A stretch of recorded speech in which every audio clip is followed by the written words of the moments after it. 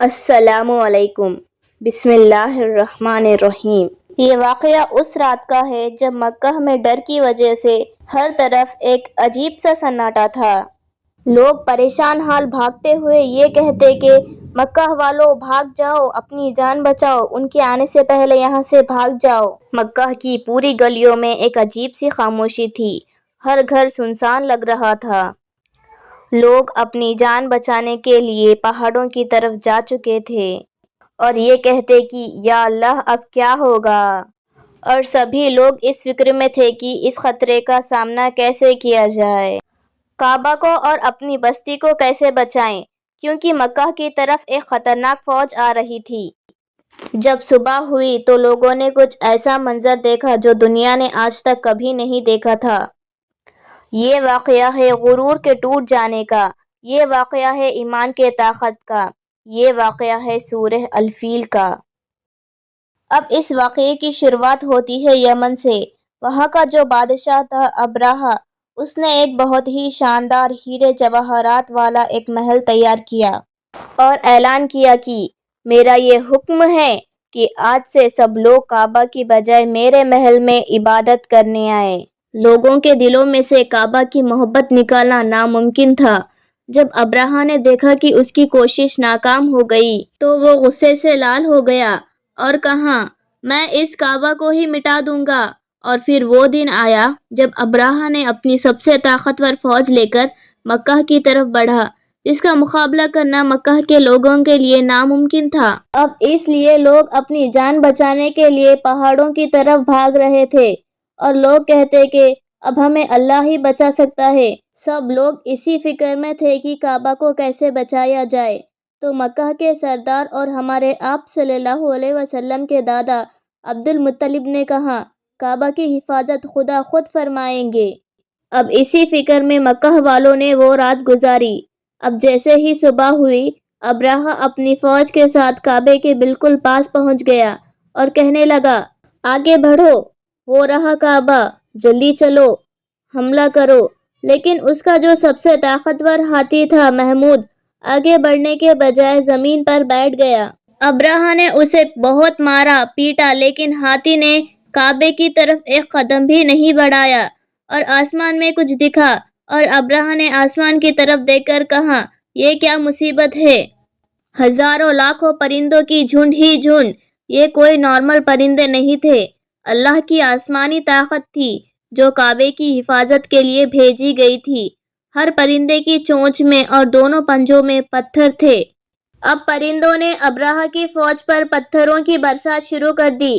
ایسا لگ رہا تھا جیسے آسمان سے آگ کے گولے برس رہے ہوں۔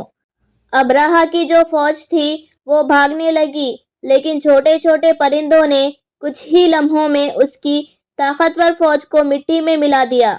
اب اس واقعے کو اللہ تعالیٰ نے قرآن میں سورہ الفیل میں بتایا ہے۔ آئیے اب سورہ الفیل کو آسان طریقے سے سمجھتے ہیں۔ اب اس سورہ کی پہلی آیت ہے أَلَمْ تَرَ كَيْفَ فَعَلَ رَبُّكَ بِأَصْحَابِ الْفِيلِ، کیا تم نے نہیں دیکھا کہ تمہارے رب نے ہاتھی والوں کے ساتھ کیا کیا ہے۔ سورہ کی پہلی آیت مکہ کے ان لوگوں پر سوال اٹھا رہی تھی جو آپ صلی اللہ علیہ وسلم کی مخالفت کر رہے تھے۔ اب قرآن میں اس واقعے کے ذریعے ان لوگوں کے سامنے یہ کلیئر ثبوت دے دیا کیونکہ ابرہہ کا انجام مکہ والوں نے اپنی آنکھوں سے دیکھ لیا تھا۔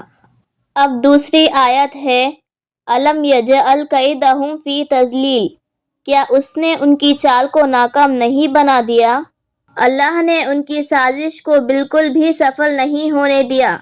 اب تیسری آیت ہے وَأَرْسَلَ عَلَيْهِمْ طَيْرًا أَبَابِيلَ، اور ان پر جھنڈ کے جھنڈ پرندے بھیج دیے، مطلب کہ پرندوں کو گروپس میں بھیجا گیا۔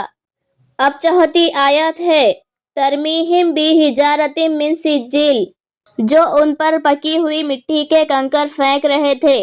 اس کا مطلب یہ ہے کہ سخت مٹی کے پتھر ابرہہ کے فوج کے جسموں کو چیر رہے تھے۔ اب آخری آیت ہے فَجَعَلَهُمْ كَعَصْفٍ مَّأْکُولٍ، بس پھر اللہ نے انہیں کھائے ہوئے بھوسے کی طرح کر دیا۔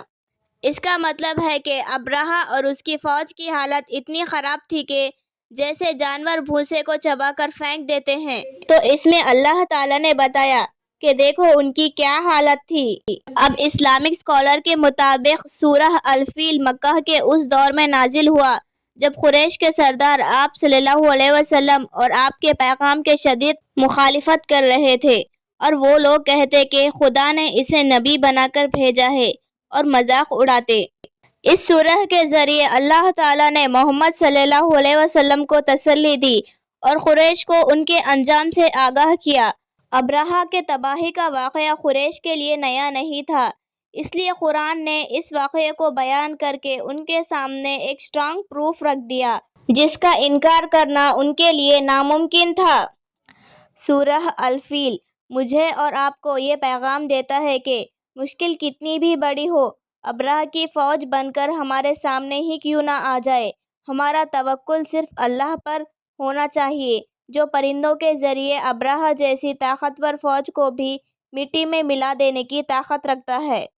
اگر آپ کو یہ ویڈیو پسند آیا ہو تو اپنے دوستوں میں ثواب کی نیت سے ضرور شیئر کیجیے۔ جزاک اللہ خیر۔